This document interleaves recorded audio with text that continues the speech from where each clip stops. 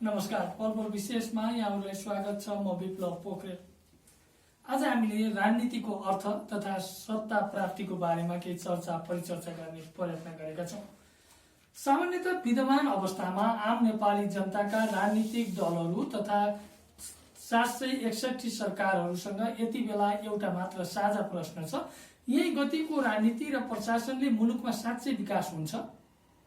के नेपाली जनताको सामाजिक तथा आर्थिक जीवन स्तरमा दलका घोषणा पत्र र योजना आयोगका ठेलीमा देखाइएका आशातीत परिवर्तन हुन्छ?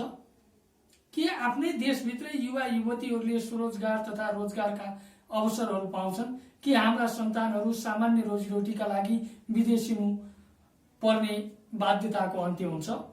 के बिचौलियाको बिगबिगी अन्त्य तथा सुशासनको अनुभूति जनताले पाउने आधार तयार होलान्?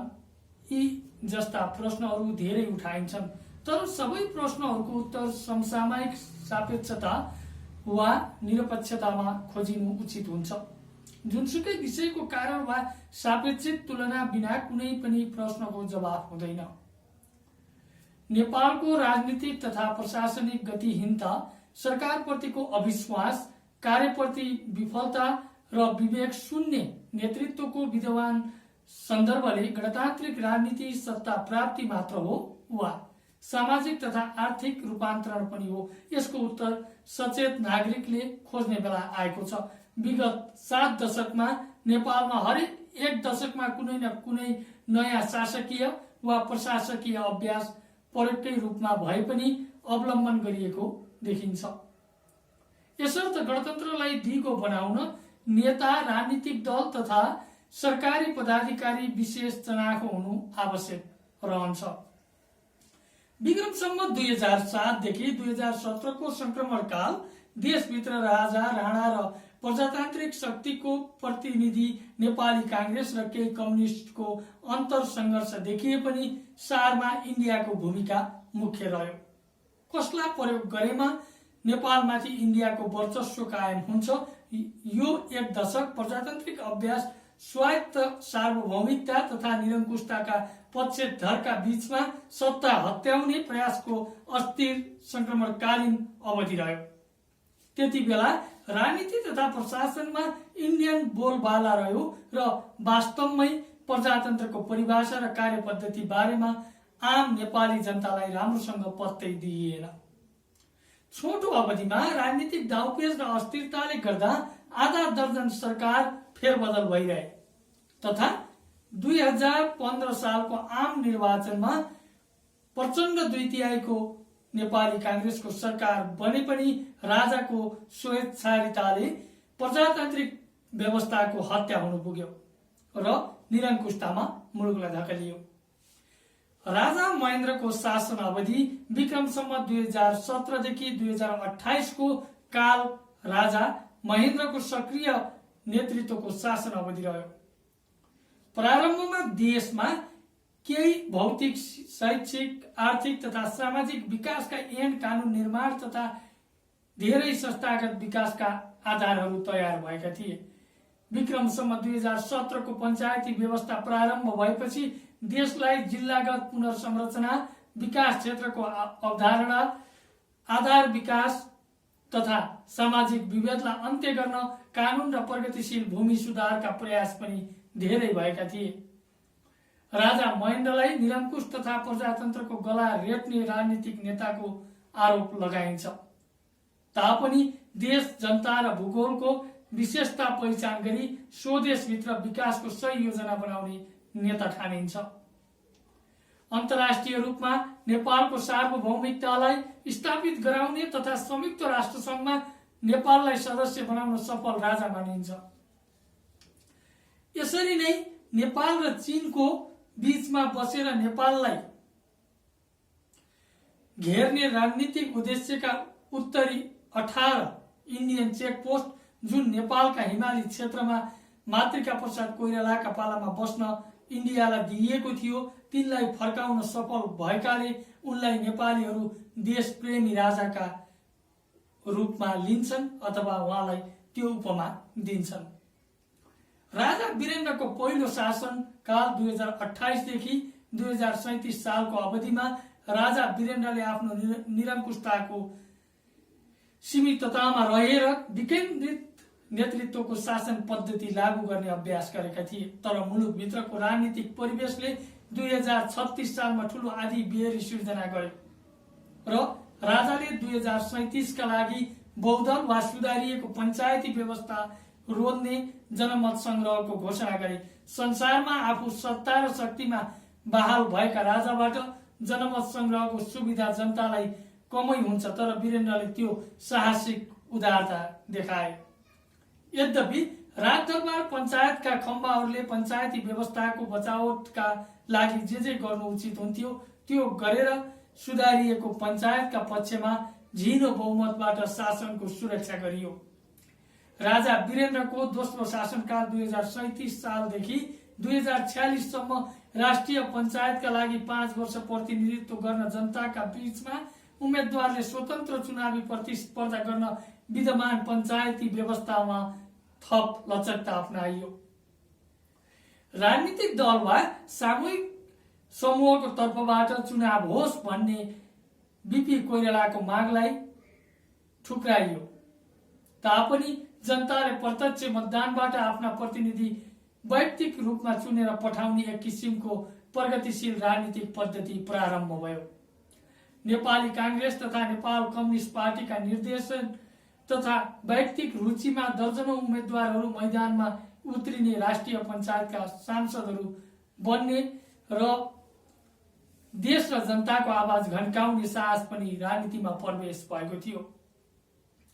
पञ्चायती कालमा एकातिर राजदरबार र दरबारवादी पञ्चायतले विकासको कायापलट गरेको दावी गर्दै थिए भने अर्कोतिर पञ्चायत विरोधी राजनीतिक शक्तिहरू पञ्चायत नै विकासको मूल बाधक भएको नारा लगाउँथे। पञ्चायतको अन्त्य र पार्टी राजनीतिको स्वतन्त्रता बहालीले मात्रै जनताको पक्षमा न्याय हुने दावी हुन्थ्यो। यसर्थ बहुदलीय व्यवस्थाको स्थापनापछि देशको विकासमा कायापलट हुने वकालत प्रतिबन्धित राजनीतिक दलहरू गर्दै आएका थिए।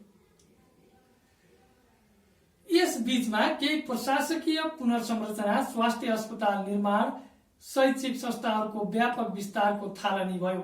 सडक यातायात, भौतिक पूर्वाधार निर्माण र अन्य केही आर्थिक तथा सामाजिक काममा धेरै कार्य भएका थिए। यसरी पञ्चायती शासनकालमा भएको विकास प्रयासलाई पञ्चायत व्यवस्थाको उपलब्धिसँग जोडिन्छ।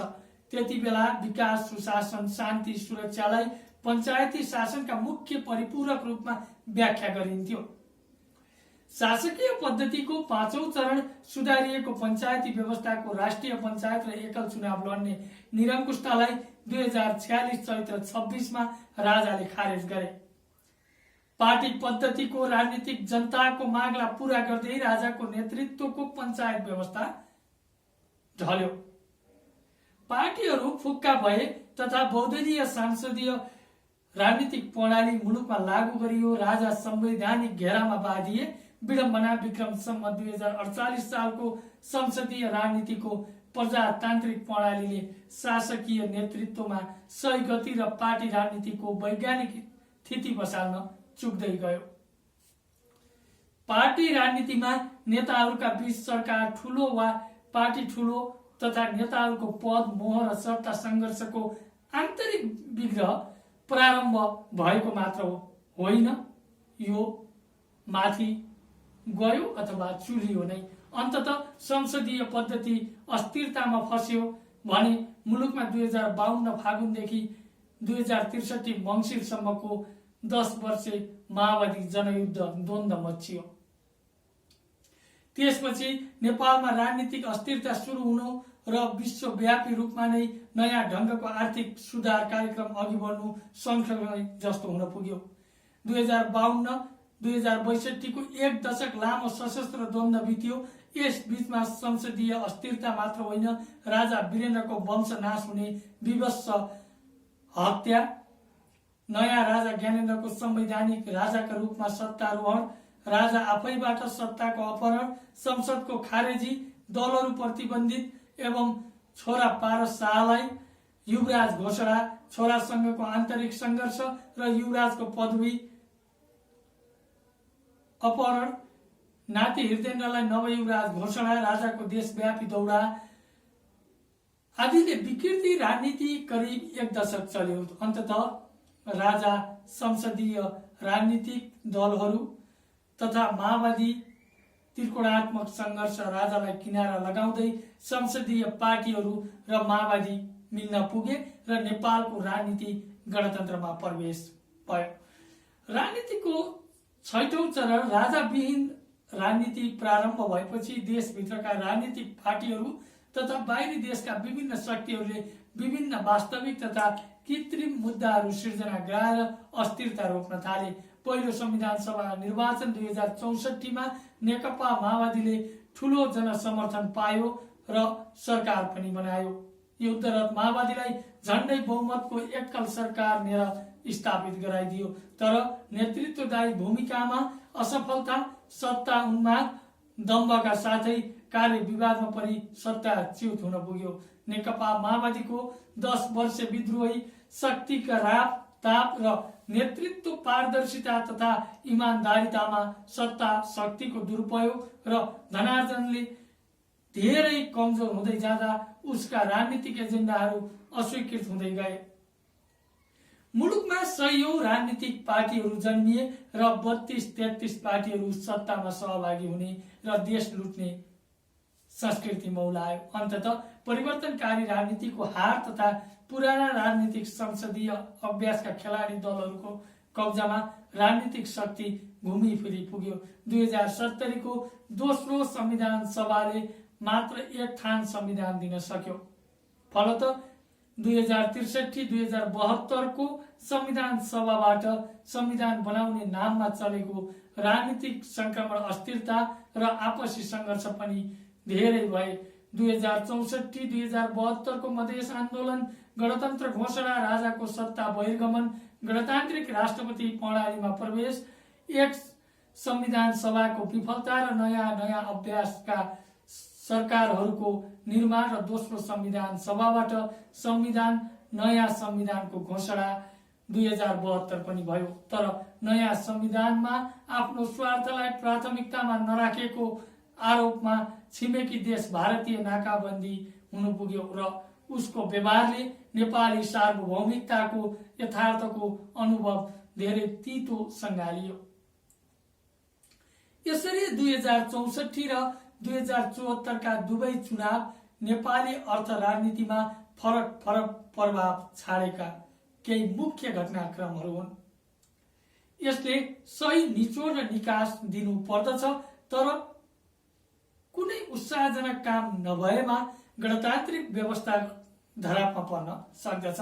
7औं चरणको राजनीतिक पद्धति नेपाली समाज परिवर्तन र विकासमा सधैँ अवरोध विरुद्धमा देखिन्छ। परिवर्तनका लागि सधैँ नयाँ राजनीतिक दललाई विश्वाससाथ सत्ता सुम्पिए पनि अस्थिरता नटुङ्गिने र जनताले स्पष्ट बहुमत नदिएको दोष दिने गर्दथे। तसर्थ एउटै पार्टीले बहुमतको सरकार चलाउन 2074 मा नेकपालाई जनताले आदेश दिएको पाइन्छ। जे होस्, विगतमा थुप्रै फरक राजनीतिक आन्दोलन, संक्रमणकालीन अवस्था र द्वन्द्वहरू झेल्दै सिक्दै र ठेकेदार बिचौलियाको फन्दामा पर्दै अहिले नेपाल देशमा गणतान्त्रिक संघीयता लागू भएको पाइन्छ। 3 तह संघ, प्रदेश र स्थानीय तहको राजनीतिक प्रणाली नेपालको लागि नयाँ राजनीतिक अभ्यास हो। संविधानको मर्म अनुरूप कार्यान्वयनका क्रममा विशेष संवेदनशीलता खाँचो रहेको देखिन्छ। संघ, प्रदेश र स्थानीय तह निर्वाचित भएका छन्। यद्यपि 7 प्रदेश मध्ये 6 प्रदेशमा सत्तासीन नेकपा र 1 प्रदेशमा मात्र जसपाको सत्ता रहेको छ। 65% जति स्थानीय तहमा नेकपाको पकड छ, तर पनि संघीय सरकारको आवश्यक कार्य वातावरण निर्माण तथा कानूनहरूको तर्जुमाका अभाव एवं अभिभावकीय समन्वयका अभावमा प्रदेश तथा स्थानीय तहहरू अन्योलतामा देखिन्छन्। त्यस्तै 4 प्रदेश सरकारको स्थायी वासस्थान टुङ्गो लागे पनि 3 प्रदेशको राजधानी कहाँ कसरी तय हुने अझै टुङ्गो लागेको देखिँदैन। प्रदेशहरूको कार्य सञ्चालनका लागि आवश्यक आधारभूत प्रशासनिक संरचनाका कुरा तयार हुन बाँकी नै छन्। 3 प्रदेशको राजधानी कहाँ हुने भन्ने कुराले रणाको सिर्जना गर्ने सम्भावना पनि प्रबल नै देखिन्छ। तापनि समझदारी तथा लेनदेनको राजनीतिमा नेपालीहरूले विश्वमै नाम कमाएकोले सबै समस्या सुल्झिने आशा गर्न सकिन्छ। यो अवधिमा एउटा चाहिँ राम्रो काम भएको पाइन्छ। ससाना राजनीतिक पार्टीका पसलहरू बन्द हुने र ठूला मेगा पार्टीका पसलहरूको गठनमा जोड दिन थालिएको छ। यद्यपि राजनीतिक पार्टीहरू गुट उपगुट र वैयक्तिक स्वार्थका झुण्डमा बनिरहेकाले राजनीतिप्रति नै जनविश्वास कमजोर हुँदै गएको देखिन्छ। अन्तमा विक्रम सम्वत 2007 सालपछिका हरेक राजनीतिक तथा प्रशासनिक घटनावली 2052 देखि 2062 सम्मको दुर्दान्त गृहयुद्धका विषयमा राजनीतिक दलहरू सचेत हुन पर्दछ। विगतमा भएका राष्ट्रिय सुरक्षा, वैदेशिक कूटनीतिक, राजनीतिक अभ्यास, सामाजिक तथा आर्थिक जीवनस्तर, शैक्षिक तथा सांस्कृतिक, धार्मिक विकासका विविध पक्षको सही समीक्षा हुन आवश्यक छ। विगतका सबै अभ्यासको सकारात्मक तथा नकारात्मक प्रभावहरूको गहन समीक्षा हुन र त्यसबाट सिकेर नयाँ पद्धतिमा प्रवेश गर्न बाँकी नै छ।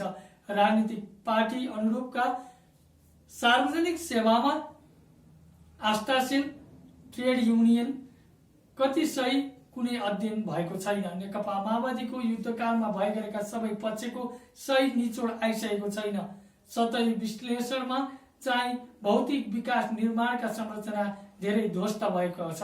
नयाँ आयोजना बन्नै सकेनन्, पुराना आयोजनाहरू पनि समयमै बन्न सकेनन्।